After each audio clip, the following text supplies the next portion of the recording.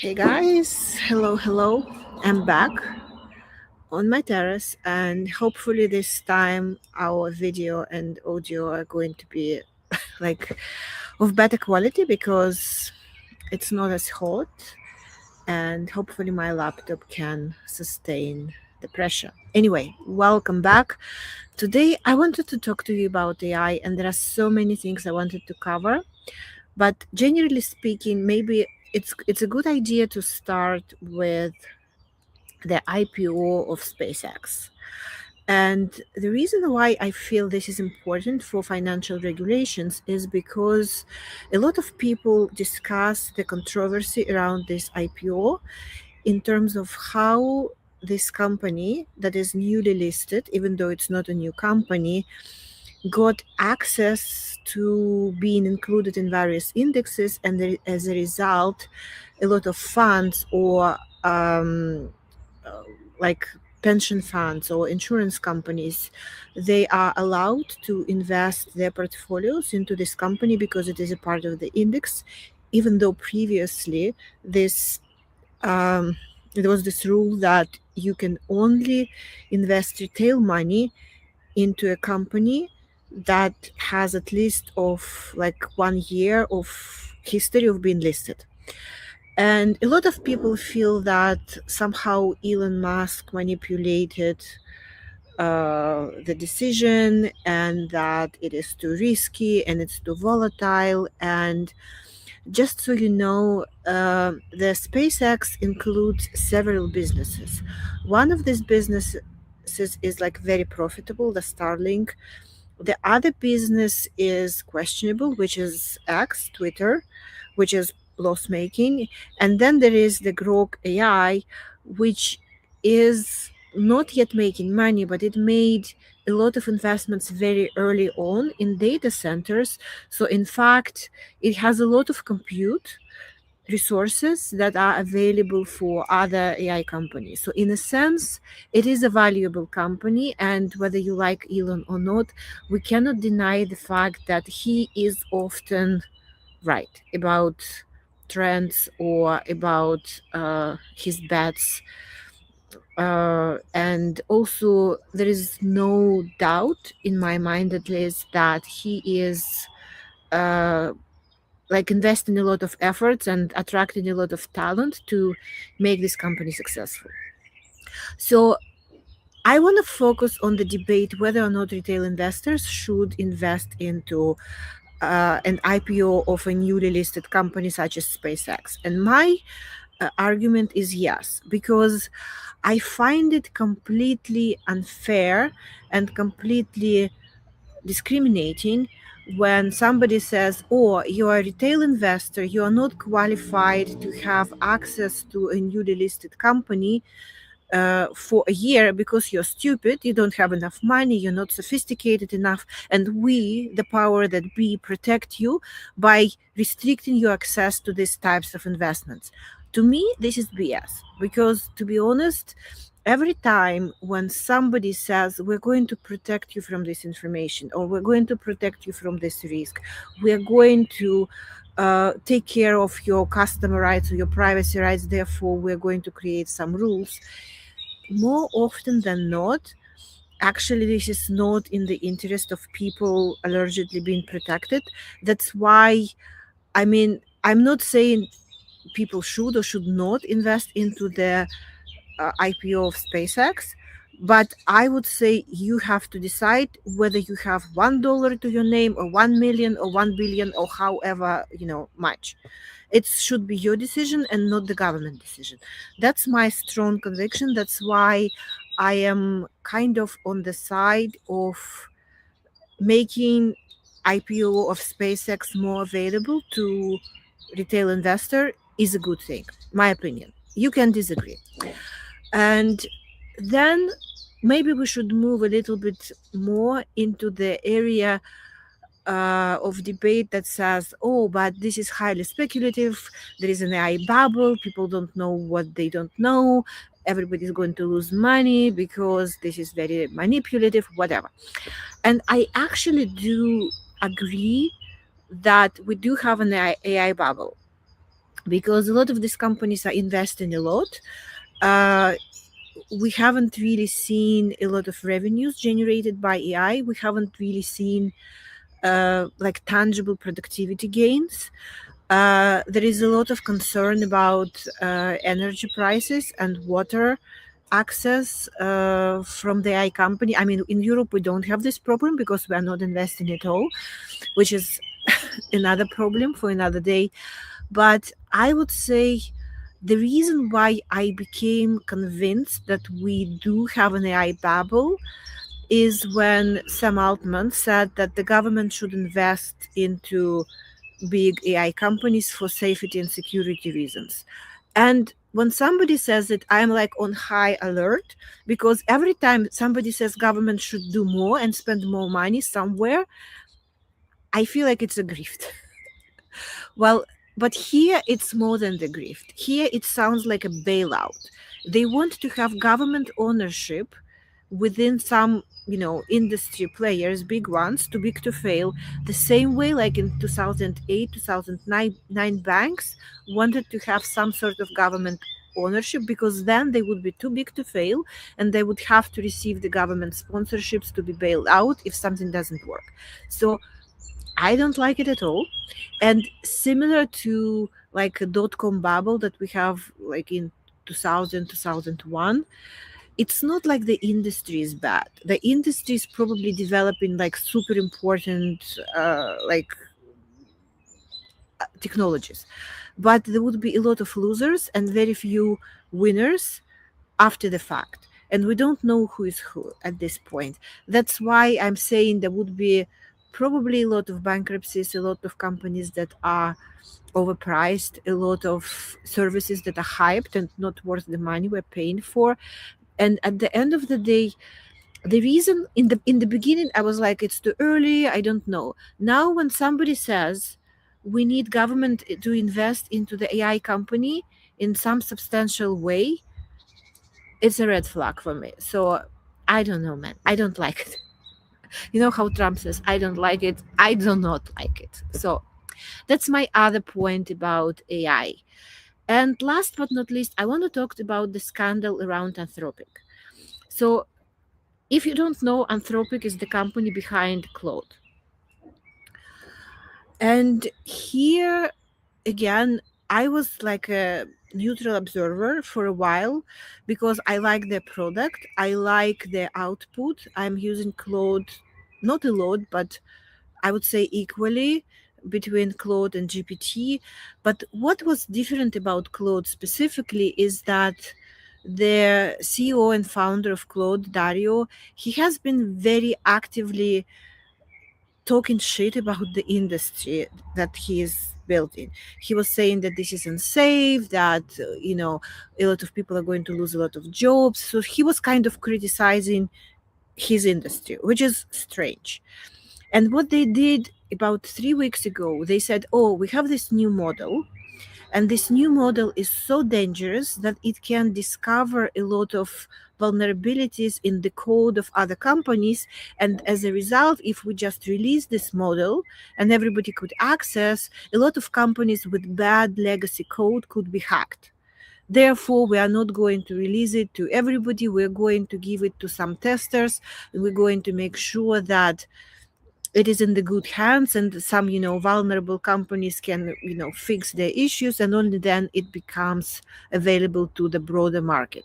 I was like, okay, I don't know about how bad these vulnerabilities were, but so I was watching. But what happened a few days ago, they finally released this code, this model, and what happens is wild. Nobody got hacked by this company, but what happened instead, they said, we are going to assess what are you searching for or how you're using Claude. And if we observe that you are using it for potentially dangerous things, such as, I don't know, there are signs that you're trying to build a bioweapon or you're trying to build some kind of, I don't know, offensive hack, whatever, we are going to downgrade you and we're going to manipulate your output and we're not going to tell you. So, in a way, the result would be that you think you're paying for a better model and you're using the neutral output of this model, but in fact, Anthropic behind the scenes would kind of manipulate what you're searching and give you fake results. And not only they would give you fake results, but they say that they will store everything that you search for 30 days to monitor whether or not you are making progress with something dangerous. And to me, this is like wild. In terms of, it sounds good. And actually, Dario is very much promoting Anthropic as this AI safety beacon, company. But in fact, what they're doing is, think about it. And a lot of people tested the model and they said they were downgraded for completely innocent searches, like students who study chemistry or people who wanted to know something about certain medical test results, their blood tests, whatever. So nobody was really doing anything dangerous, but people said, this is what I was searching for, and I saw that Claude downgraded me, and they refuse to explain it because they say, we will downgrade you at our sole and absolute discretion, and we don't have to answer anything because it's our product and we decide how we allow you to use it. So if you violate our terms or if you do something suspicious, like, we just downgrade you and you have no way of making a case. And I was like, what? So essentially we are saying that AI is going to be this massive breakthrough in terms of productivity and technology. And there is one company that, at its sole and absolute discretion, deciding who has AI tools and who doesn't have AI tools. And they decide what is dangerous and what is not. And they're not even the government. Like, I am not broken, but I am kind of upset and frustrated about it because I like the product. I think from the quality of the product, they're very good. But at the same time, their ideology of, it's almost the same as people who don't want retail investors to invest into IPOs, right? We're smarter than you. You're not so sophisticated. We know better. Therefore, we will decide who can do what and who cannot do. Like, this is BS. This is such a patronizing, unfair, discriminating attitude. I don't like it at all. So anyway, so I am very disappointed in Claude because I like the product, but if that's what they do, it's not good, because they say that they are protecting humanity, but in fact they are patronizing and censoring humanity, which is like such a duplicity, if you ask me. Well, anyway, so this is what, in my opinion, like the three most important trends that happened during the last week around AI. And I feel this is super important. That's why I wanted to talk about it. And at the same time, with one of the projects, sorry, something is flying. I hope it's not Russian or Ukrainian drone, whatever. No, it's gone. So we're safe. We're safe from drones, we're safe from AI, we're just doing great. So anyway, uh, there is this new trend. 5 years ago, everybody had to get a training about the Me Too movement. And before that, there was the BLM. And before that, there was something else, but that everybody needs to be aware of. Now, the trend is we have to have AI awareness training. Like, when you have a corporate training about AI awareness, I almost feel like we are defeating the purpose. I thought that AI has to be a tool that we want to use, the tool that is so obviously helpful or making things easier. You don't need to push anybody to embrace it, right? But when we have corporate policies trying to push us to adopt something, I feel like there is a strange agenda. There is something fake about it. That's what I'm saying. But anyway, so we had this training where everybody had to share, like, this is such an Alcoholic Anonymous share.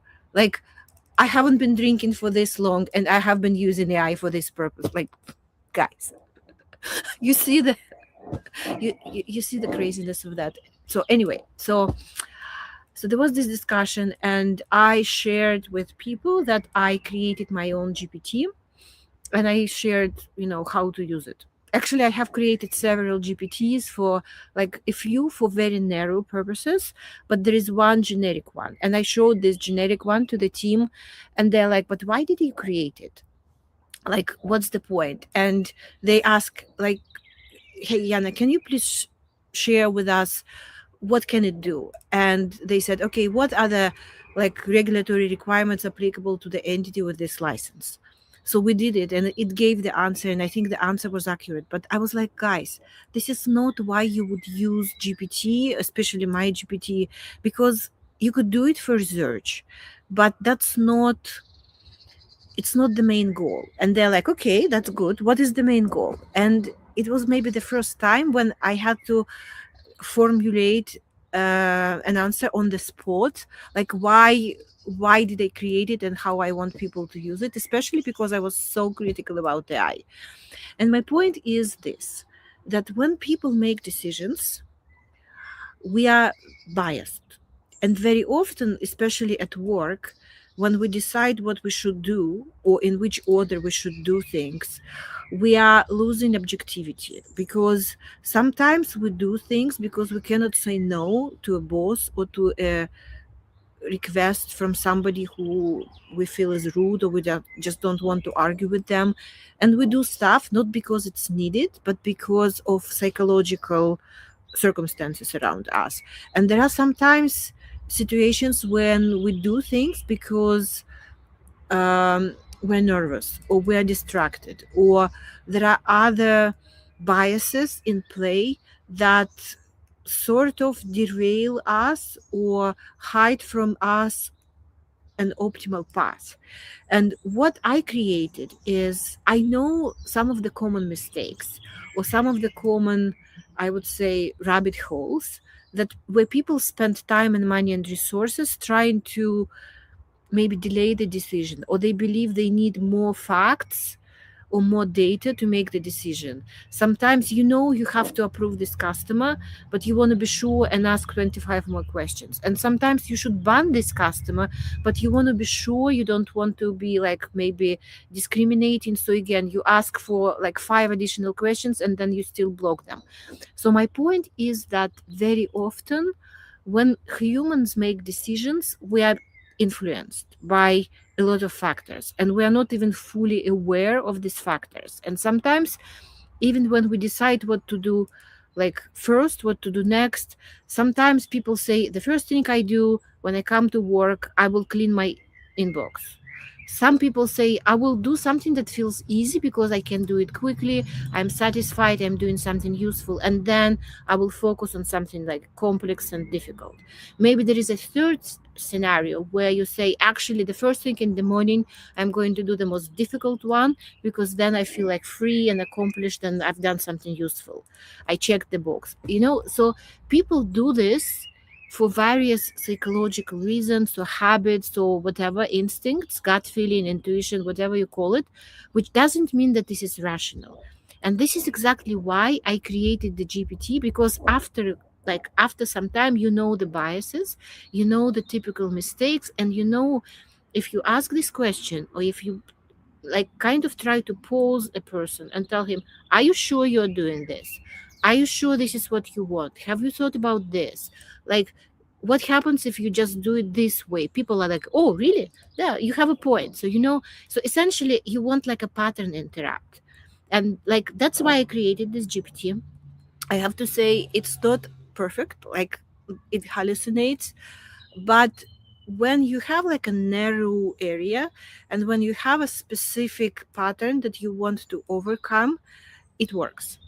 So I'm super proud. I'm still experimenting with this, and I feel like there is another, level where it could go. But still, if you feel like you want to be more productive, but you don't know where and how you could use AI, I would actually invite you to try my GPT, it would be like once I finish this broadcast, it would be in the text that you see under the video.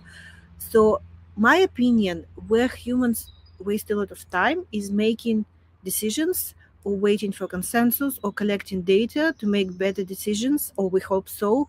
And this is where AI could be super useful. I'm not against it. I'm just saying that when industry has this attention from everybody and it's growing very fast and it's innovating a lot, it has a lot of noise and it has a lot of fake signals. That's why it is important not to kind of trust it blindly, not to invest blindly, but to pause and to find the use cases where you actually see the value. That's my point. Anyway, I'm so happy that I am resuming this live broadcast. I'm going to be doing it every weekend, sometimes Saturday, sometimes Sunday. Now it's the perfect afternoon, so I'm super happy to be back with you guys. Let me know how you are using AI. What do you think about SpaceX IPO and anything else that's happening this week? And I'll be back in a week. Bye. Enjoy the weekend.